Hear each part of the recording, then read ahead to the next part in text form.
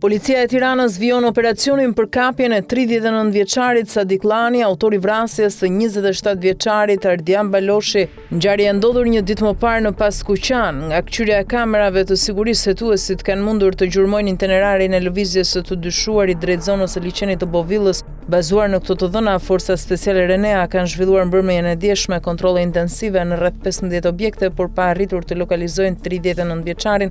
Paralelisht me kontrollet në zonën e liçenit të Bovillës, efektivët kanë ushtruar kontrolle edhe në zonat malore të Krujës, ndërsa operacioni për kapjen e tij vijon ende gjatë ditës së sotme. Gjatë kërkimeve, policia ka gjetur të braktisur pranë liçenit të Bovillës automjetin që dyshohet se është përdorur nga autori. Sipas burimeve hetimore, brenda mjetit nuk janë gjetur sende të kundërligjshme apo prova që mund të ndihmojnë në lokalizimin e tij. Në kuadër të hetimeve për zbardhjen e plotë të ngjarjes, policia ka marrë në pyetje 8 persona, megjithatë për shkak të sekretit hetimor, grupi hetimor nuk ka dhënë detaje të tjera lidhur me dëshmitë e tyre apo pistat që po verifikohen.